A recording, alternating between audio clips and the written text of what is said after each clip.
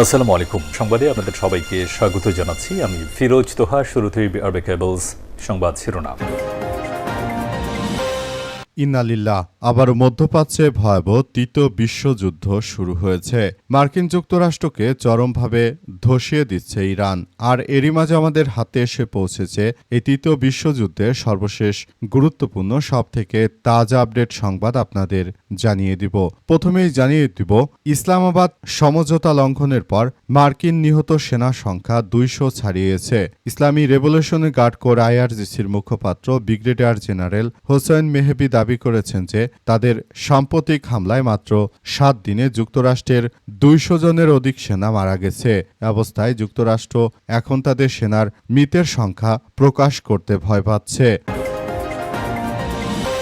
এরপর জানাবো, ইরানে স্থল অভিযান চালালে মরণ ফাঁদে পড়ার সংখ্যা মার্কিন বাহিনীর। পারস্য উপসাগরীয় অঞ্চলে ইরানের কৌশলগত দ্বীপগুলো লক্ষ্য করে যুক্তরাষ্ট্র সম্ভাব্য স্থল অভিযান চালাতে পারে বলে আশঙ্কা প্রকাশ করা হয়েছে। তবে যুক্তরাষ্ট্র ভুলেও যদি ইরানের বুকে এই ধরনের আক্রমণ চালায় তাহলে তাদেরকে মরণ ফাঁদে পড়তে হবে বলে কঠোর হুঁশিয়ারি দেওয়া হয়েছে।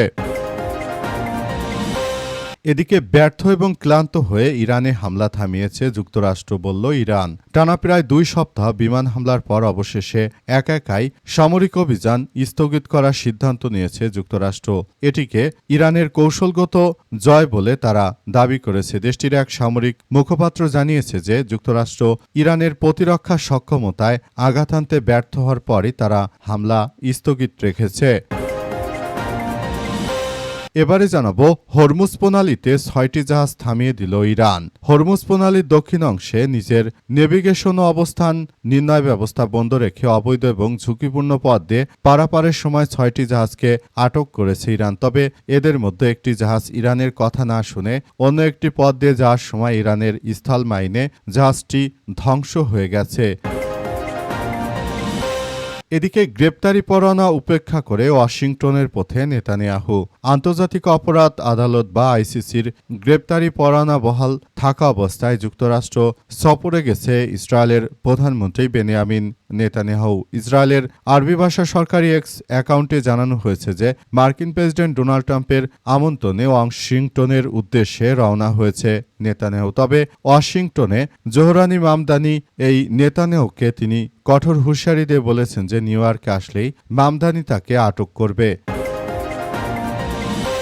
এবং সর্বশেষ জানাবো, আওয়ামী লীগের সাবেক এমপি নজরুল ইসলাম গ্রেপ্তার। সাতক্ষীরা 1 আসনে সাবেক সংসদ সদস্য এমপি ও সাতক্ষীরা জেলা আওয়ামী লীগের সাধারণ সম্পাদক মোহাম্মদ নজরুল ইসলামকে গ্রেপ্তার করেছে ঢাকা মহানগর গোয়েন্দা পুলিশ ডিবির সদস্যরা। প্রিয় দর্শক, এতক্ষণ শুনছিলেন সংবাদ শিরোনাম, এবারে বিস্তারিত।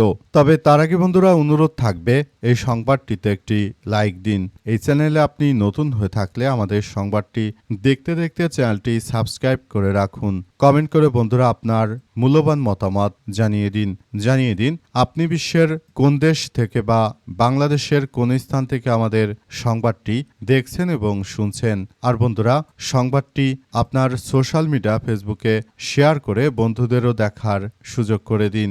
গাজা যুদ্ধে আপনি যদি নিরীহ ফিলিস্তিনিদের ভালোবেসে থাকেন বন্ধুরা, আমাদের এই তাজা আপডেটটি শেয়ার করে বন্ধুদের মাঝে শেয়ার করে দিন। এবারে বিস্তারিত।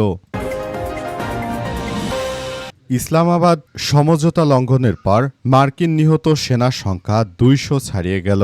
ইরানের ইসলামী রেভলিউশনারি গার্ড কোর আইআরজিসির সদস্যরা জানিয়েছে যে তারা মার্কিন যুক্তরাষ্ট্রের সেনাদের বিভিন্ন বহরে একে আক্রমণ চালিয়ে যাচ্ছে। এই আক্রমণের ফলে যুক্তরাষ্ট্রের এ পর্যন্ত 200 জনের বেশি সেনা মারা গেছে।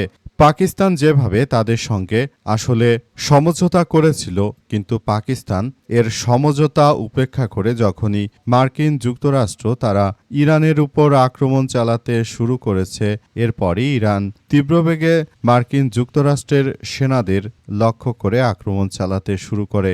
এরপরই ইরানের ইসলামী বিপ্লবী গার্ড বাহিনীর সদস্যরা তারা এমনভাবে যুক্তরাষ্ট্রের সেনা সদস্যদের উপর আক্রমণ চালিয়েছে, মধ্যপ্রাচ্যের বিভিন্ন ঘাঁটিতে। এর ফলে যুক্তরাষ্ট্রের সেনারা তারা চরমভাবে বিপর্যয়ের মুখে পড়েছে। অবস্থায় যুক্তরাষ্ট্রের সেনারা তারা আসলে পুরোদমে ধরাশায়ী হয়ে পড়েছে। যুক্তরাষ্ট্র এখন চাইলেও তারা আর কোনো কিছু অর্জন করতে পারছে না। পুরোপুরি তারা একরকম ধ্বংসস্তূপে পরিণত হয়েছে। যুক্তরাষ্ট্রের সেনা সদস্যরা তারা এই মুহূর্তে আসলে সবথেকে ভয়াবহ এক বিপর্যয়কর পরিস্থিতির মধ্যে রয়েছে। তারা ইরানের সঙ্গে যুদ্ধ করতে এসে পৃথিবীর ইতিহাসে সবথেকে এক ভয়াবহ বিপর্যয়ের মধ্যে পড়েছে। যুক্তরাষ্ট্র এর আগে কখনোই এতটা বিপর্যয়ের মুখে পড়েনি। এবার যতটা তারা ইরানের উপর আক্রমণ করতে এসে বিপর্যয়ের মুখে পড়েছে, অতীতে কখনোই তারা এতটা বিপর্যয়ের মুখে পড়েনি। অবস্থায় পুরোদমে ধ্বংসের মধ্য দিয়ে যাচ্ছে মার্কিন সন্ত্রাসীরা। তারা আসলে ইরানের কাছে পুরোদমে ধরাশায়ী হচ্ছে।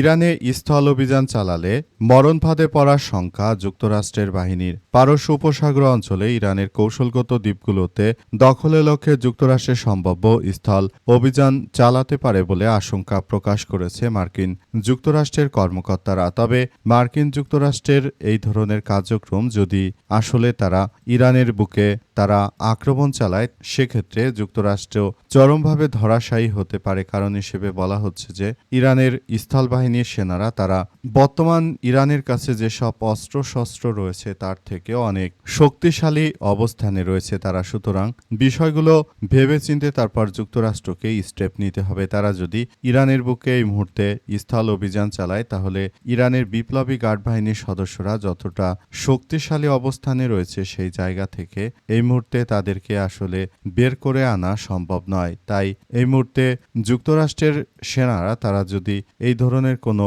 ভুল পদক্ষেপ নেয়, তাহলে এই পদক্ষেপে তাদের মৃত্যুর ডেকে আনতে পারে। অবস্থায় ইরানের স্থল বাহিনী যতটা শক্তিশালী এবং তারা নিজেদের মাতৃভূমি রক্ষার বেলায় খুব সতর্ক অবস্থানে রয়েছে, সেটা যুক্তরাষ্ট্রের জন্য খুব বড় ধরনের এক বিপর্যয়কর পরিস্থিতির মধ্যে ঠেলে দিতে পারে। তাই অবস্থায় মার্কিন যুক্তরাষ্ট্রকে আরও সতর্ক অবস্থানে থাকতে হবে এবং ইরানের বিপ্লবী গার্ড বাহিনীর সদস্যরা তারা ইতিমধ্যে যথাযথভাবে এক শক্তিশালী বলয় নেটওয়ার্ক তারা তৈরি করে রেখেছে, যে নেটওয়ার্কের বলয় আসলে যুক্তরাষ্ট্র ভাঙতে তাদের অনেক বেশি প্রচেষ্টা চালাতে হবে, কিন্তু তারপরও তারা সফল হওয়ার সম্ভাবনা খুবই কম।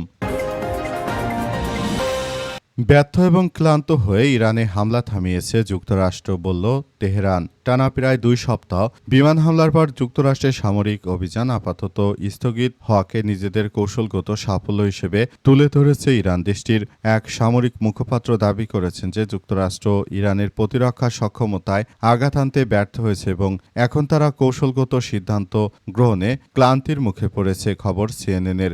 আজ ইরানের রাষ্ট্রীয় গণমাধ্যমকে দেয়া এক বক্তব্যে দেশটির সেনাবাহিনীর মুখপাত্র আমির আকরামানিয়া তিনি জানিয়েছেন, আমরা এখনও যুক্তরাষ্ট্রের কোনো সুস্পষ্ট কৌশল দেখতে পাচ্ছি না। তারা কৌশলগত সিদ্ধান্ত গ্রহণে ক্লান্তি অনুভব করছে। আজ ইরানের রাষ্ট্রীয় গণমাধ্যমকে দেয়া বক্তব্যে দেশটির সেনাবাহিনীর মুখপাত্র আমির আকরামানিয়া তিনি জানিয়েছেন, আমরা এখনও যুক্তরাষ্ট্রের কোনো সুস্পষ্ট কৌশল দেখতে পাচ্ছি না। তারা তাদের সব রকমের কৌশল অবলম্বন করেছে, তবে ইরানের কাছে ধরাশায়ী হয়ে যুক্তরাষ্ট্র তারা তাদের সব কৌশলই ইরানের কাছে ধরাশায়ী হয়েছে। এর ফলে তারা এখন এই মুহূর্তে ইরানের সঙ্গে আর কোনো কিছুতেই পেরে উঠছে না। তাই তারা এখন একরকম নিবৃত্ত ভয়ে বিপদের মধ্যে রয়েছে যুক্তরাষ্ট্রের সেনা সদস্যরা। তারা এই মুহূর্তে ইরানের বিরুদ্ধে কোনো বড় ধরনের সামরিক আগ্রাসন চালানোর ক্ষেত্রে অন্তত 100 বার তারা ভাবছে। অবস্থায় যুক্তরাষ্ট্র আর ইরানের মধ্যে যে কার্যক্রম শুরু হয়েছে, সেখান থেকে এই মুহূর্তে আসলে পুরো পরিস্থিতি কোন দিকে যায় সেটি এখন পর্যন্ত বোঝা যাচ্ছে না। সবকিছু একরকম ধ্বংসস্তূপে পরিণত হচ্ছে। হরমুজ প্রণালীতে 6টি জাহাজ থামিয়ে দিল Iran. Straight of Hormuz closed. Hormuz প্রণালীর দক্ষিণাংশে নিজেদের নেভিগেশন এবং অবস্থান নির্ণয় ব্যবস্থা বন্ধ রেখে অবৈধ এবং ঝুঁকিপূর্ণ পথ দিয়ে পারাপারের সময় 6টি জাহাজকে বাধা দিয়েছে ইরানের বিপ্লবী গার্ড বাহিনীর সদস্যরা। ইরানের রাষ্ট্রীয় সম্প্রচার মাধ্যম IRIB এক প্রতিবেদনে এই তথ্য নিশ্চিত করা হয়েছে। ইরানের রাষ্ট্রীয় গণমাধ্যমটি জানায় যে বাধা দেওয়ার পর একটি জাহাজ দুর্ঘটনার শিকার হয়েছে এবং অন্য জাহাজগুলো ইরানের দৃঢ় ব্যবস্থাপনায় পুনরায় পারস্য উপসাগরে ফিরে যেতে বাধ্য হয়েছে।